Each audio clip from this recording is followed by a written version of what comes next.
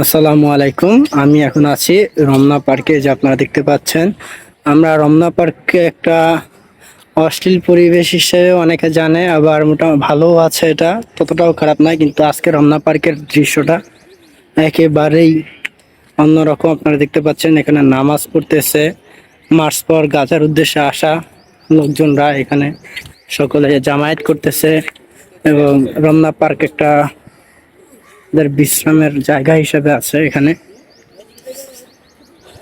এই রমনা পার্কে এরকম দৃশ্য খুবই বিরল, আর কখনো পাওয়া যাবে কিনা, দেখতে পাওয়া যাবে কিনা সেটা সন্দেহ।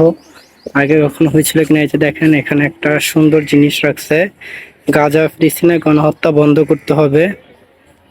জিনিসটা সুন্দর।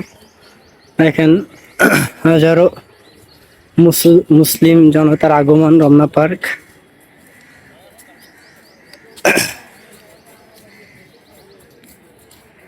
রমনা পার্কের বিরল দৃশ্য।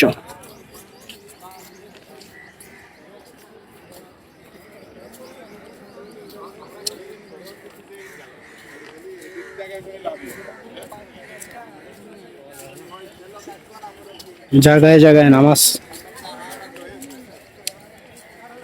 নামাজ পড়তেছে মানুষ। রমনা পার্কেও মসজিদের ব্যবস্থা করা আছে। এই রমনা পার্ক মসজিদ ওইদিকে।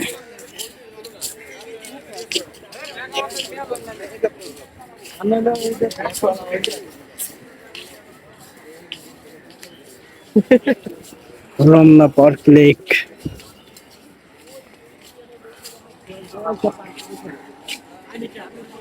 এই জন্য এক অন্যরকম সুন্দর দৃশ্য। রমনা পার্কের লেকের পানি ব্যবহার করতেছে উজু করার জন্য মুসলিম ভাইয়েরা।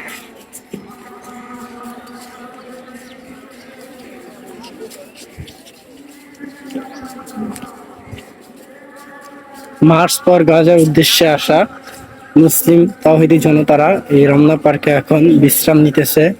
কারণ ঢাকার মধ্যে এরকম জায়গা খুব কমই আছে, সবুজে ঘেরা শীতল পরিবেশ। তাই তারা এখানে বিশ্রামের জন্য অবস্থান নিতেছে। নারীরাও আসছে, কিন্তু পর্দার সাথেই আছে এখনো।